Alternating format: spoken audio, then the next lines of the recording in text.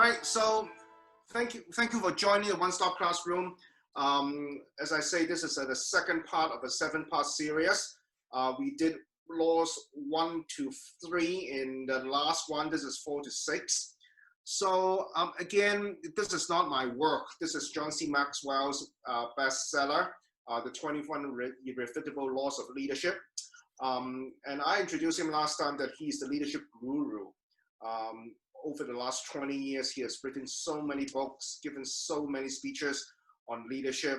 And the way I like it is that because this book is a continuous learning. That's why we divide into 7 multiple parts review.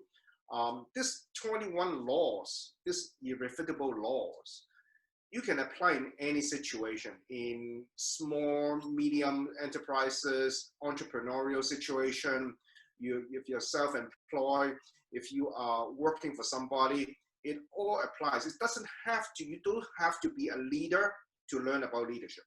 That is the beautiful thing about leadership, is that anybody can be a leader as long as you can influence another person.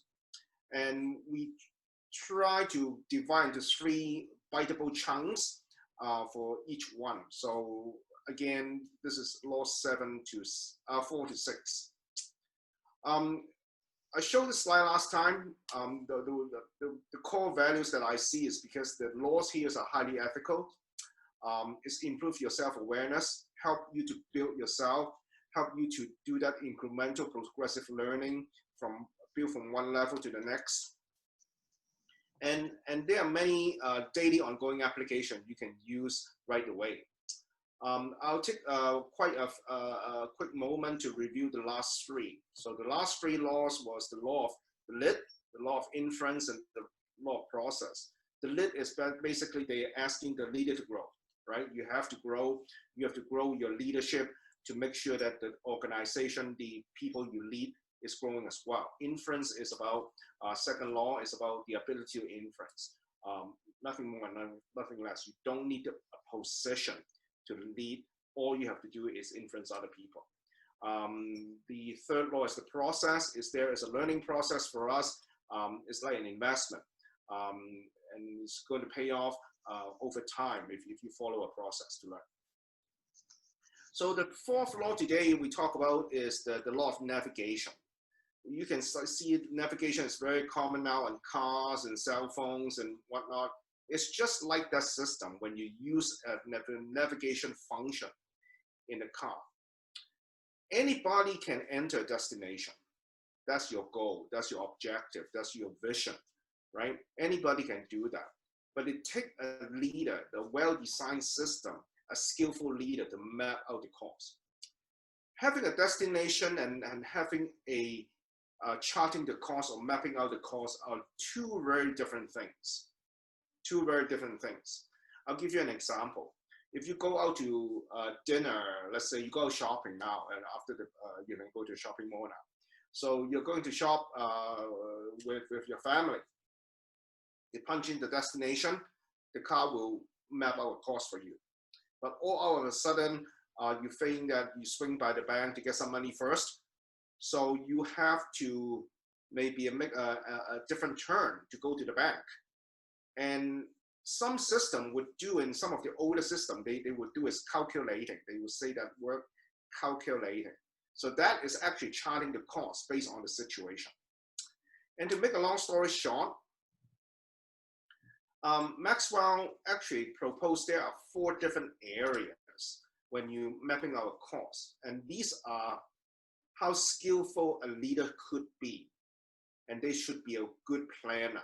These are the 4 things that he's suggesting. And it's really applying in our situation right now. It's based on the past experience. You kind of know what you're successful, what you have done in the past. It's always been doing things that way, probably not right now. Because of the pandemic, we have to, based on our past experience, but when we project into the future, it could take another different course. There are successful factors we could learn, but the future is not the extension of the past. And I think Omar said it very well earlier in the week that we must change our paradigm. We must consider ourselves to some of the unknown factor that we're exploring. And that is the examining the current condition. It's the new paradigm, is how we change our thoughts, change our mapping process to ensure that we can adjust to what would happen after the pandemic. And one thing very key is that it's easy to put on paper, listen to others. From experts to grassroots people, from different level in your organization, with people you work with. It's easy to put on paper, but really to listen to those can give you input and help you to chart the course, help you to adjust the course. It's not an easy thing. I think that listening is a skill that every one of us can learn more about, can improve on. Then the most difficult thing in listening skill is listen to those things that are not being said. So that is something that all of us can improve, but listening skill is a key part of a skillful navigator, a skillful leader. And the last thing is to balance off, is the balance with faith and facts, or facts and faith. If the optimism and the realism. I'll give you an example. One of the general manager I used to work with has a monthly update on voicemail, or even voicemail or live update in the company.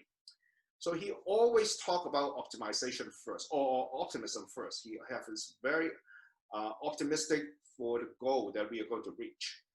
But he addressed the 3 key issues, or 3 realistic issues in every single communication. So we really stick to the ground, stick to the real stuff. So it's a skillful balance. How do you express optimism in the realism? And I think that in the pandemic COVID-19 situation, we can really learn from it, is to ensure that we are optimistic, but we have to somehow engage in the realistic world, what we are able to do, what we can do, what we cannot do, and maximize our effort on what we can do to reach that optimistic goal. So these are the 4 things that a skillful leader need to embrace and excel to be a part of to express the law of navigation. The 5th law that is pretty interesting is called the law of addition. And Maxwell said it very well. Leaders add values by serving others. You see the plus sign there in the middle. Is that the leaders really add value to other people. This law really kind of turned things around, the concept of leadership. Maxwell challenged the leaders to think about the motives in terms of leading. What is your motive when you are leading? And there are many, many motives, and I can list a few things on the slide here. Some people like to obtain power. It's so obvious that, and you see that politicians around the world, many people obtain power, they become a leader, they become somebody else. Somebody who wants to run a company smoothly, you run an organization, yeah, that's a good motive. Some people like to take charge. Some people want to make more money for the shareholder, for yourself. These are all the motives of being leaders. Somebody want to win the competition. Okay, that's good as well. Somebody want to control others. So these are some of the motives why people lead. But what really Maxwell is going to challenge us as reader and leaders is that maybe we need to turn it around and look at how we can provide service to others, how we can serve others, how we can add value to others. And because of this is a law of addition, let's do some math together. Let's do some mathematics together. So do your own math. If you are a leader, you are either adder or a subtractor. Are you making things better for the people you follow you? You can add value, you can subtract value. An add value person, have a positive impact. They create a healthy, collaborative environment that there are some 1 + 1 is more than 2, that type of environment. Creating values is helping people create value for people to go through their day so they can go through the day easier. It builds an organization, it collaborates with people, it develops people. And very quickly, addition becomes multiplication. And we talk about multiplication in law number 1 when we talked about last time. So it really helped, this law kind of amplified the law number 1. Now, some people are subtractor in leading, and this is what would happen, is have negative impact, create toxic environment with tension. It actually drain energy from people. I can give you one example. The organization I used to work for several years ago has a toxic environment that they are so divided. They are so working in silo. So strain energy working in silo is not as collaborative as people might want. So there is a kind of compound effect here, and really help people to destruct. Trust is not there. You're trying to second guessing other people, and this subtraction becomes division. So the math is pretty obvious that if you making things better for your people, you're adder. If you're making things not as better for the other people, you're a subtractor. Now, think about this as if you are dealing with your customer. If you are an adder, you multiply your business. You're a subtractor, you divide your business. So it's pretty obvious that what we can focus on. This is simple math. So there are 4 things Maxwell suggests is adding values to others when we do these 4 things. Number 1 is truly value others. Truly value others is that understand what others prefer to be communicated in terms of communication, how they prefer to be, what is the value to them, value their opinion, value their time, value their efforts, your recognition, how they prefer to be communicated, how they prefer to be recognized, how they prefer to work in an environment. So I have an employee that I used to manage. What really he or she is actually a she. She wants to really be recognized in a very low-key way. She doesn't like the big round of applause. She would rather have a good email, a lengthy email that recognizes her effort on a one-to-one. You don't need to copy other people. So that is how she preferred to do it. I don't recognize her in front of others. She feels so uncomfortable. So that is the way of adding value or truly value others, that how they prefer to be communicated. The second thing is make ourselves more valuable to others. Many of us has a lot of business experience, leadership experience. We can teach, we can coach, we can mentor people, we can share our experience with people. Sometimes we do it for free. And I think do it for free is a good thing, that we can really make it a value, So this is helping us to help others to grow, to serve others, and make ourselves more valuable to them. Not in kind of money terms, but in value terms. Number 3 is note and relate what are the values. Now this is a little bit of a, you have to read into this statement. I'll give you an example of, you can understand this. I used to work with an employee who has to pick up her kid at 5 o'clock from the daycare. So she come in earlier in the day, 8:15. We start at 8:30, so she come in at 8:15. She took a half an hour lunch. She took shorter breaks to make up for that half hour. Okay, so during lunch, and she come in earlier. It's a 45 minutes lunch. She takes 30 minutes, so there's a 15 minutes. and then she come in 30 minutes earlier. So she make up that 30 minutes, and that she value leaving at 4:30 so she can pick up the kid at 5. And understand and relating that is the most important to her for the day is to pick up the child. She becomes more productive. She knows that we understand that and relay that. That is the value that she understands. So productivity has a relationship with the leaders recognizing what the employee, what other things what value to them. So that is so important to understand, to listen, to relate back to them what they need from the management to let her go at 4:30. And the last but not least is that because many of you might know Maxwell is a person of faith, and he discussed this in his book about doing things that God values. It's like, you know, Christianity has a value of serving others. So he relayed that in the book as well. So these are the 4 things that add value to others when we do these 4 things.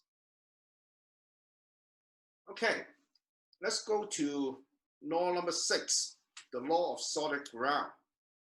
Now, this is actually, I kind of perplexed why Maxwell put this law so late in number 6. It doesn't mean that it's not important. I thought, why doesn't he write this as the first one? But I think that there's a reason to that. But I'll tell you the reason a little bit later on. So the law of solid ground, what it is. If solid ground is the foundation, then this law is about what? You probably say that word in your mind. This law is about trust. Okay? So trust is the foundation of leadership, if you will. The retired CEO of Pepsi Cola has this statement. It says it's the most precious asset that you might have. It doesn't mean that you don't use it every day, but it's most precious because without trust, you can not do anything. So there are 3 things that a leader must exhibit, must demonstrate to build trust. We can talk about trust the whole day. We can use maybe 2 days or maybe a week to talk about trust. But then again, I think that it's condensed to 3 key areas that people need to demonstrate. One is competency. Now, competency is a debatable thing. It's your ability. Some people have different variable abilities. Some people are good at certain things. Nobody's perfect. So there must be some liability or some area of weakness. So competency doesn't mean that if you demonstrate the wrong competency, it could be temporarily making a mistake, but people admit to a mistake and trust is rebuilt. It's very easy to do that. Making a wrong decision doesn't erode the trust if you admit that you have made a mistake. The second thing is connection. Connecting to various levels to the realism, as I alluded a little bit earlier, connection to people, connection to the current issues, connection to the business world, all these kind of connection. Sometimes takes time, and people will forgive you if you do not, connect very well. It will take some time to read a person. It will take some time to connect to a real issue if you're a new leader, or things emerge like the COVID-19 right now. It will take some time for us to connect to the future. But one thing is that you have to demonstrate on day one, to exhibit on day one, and through it consistently is your character. So basically the last one, the character, is probably the most important thing about trust. And I always position character like this. Character is like a house. It's the house in this the diagram kind of projects a character. And character communicates 3 things. It's communicate consistency, how you carry yourself, how you react to a problem, how you celebrate with other people, how you reward people, how you communicate with your people, communicate with your customer. If you demonstrate a consistency pattern from your past, people are going to have a prediction of you in the future. You demonstrate it consistent throughout time. And that is really important, is that people see you as a predictable person. The second thing is potential. The second thing is potential. The potential is particularly very important in terms of how you project in the future by looking at the potential of a situation, of a potential of a person, is helping you to communicate what could be done rather than what could not be done. So that is an important area to do that as well. The third area is respect. And respect and trust are kind of go hand in hand. You cannot do one without the other. And I think that is so self-explanatory that if you earn a trust, you earn the respect. But if you do not have trust, you do not have respect, and you cannot possibly lead when you don't have that respect. So in short, what Maxwell is saying that character enables trust and trust enables leadership. That's the law of solid ground. And in his book, Maxwell suggests or discusses a lengthy situation in a Vietnam War during the 1960s and 1970s, why the trust is lost with the US government. And he has read the book, and I think that you will learn much more about what I'm going to show you here. That's the example that he gave. So let's wrap it up. So today I'd like to throw 3 questions of reflection to you to reflect the 3 laws. So the first law is that when you navigate through a complex problem, what strength do you draw upon, and how do you supplement areas of weakness? Okay, so that could be a good reflection to ensure that you understand how you navigate through complex problem. The second one is through the law of addition, is what is your first motive when you lead? Okay, so really examining your own motives. Is this to serve others, or you want to seize power, or you just want to be in control? And the third one is that out of consistent potential and respect, the 3 things we talk about character, which do you communicate the best? Okay, so these 3 things are good for reflection, and you might like to take a minute to think about this.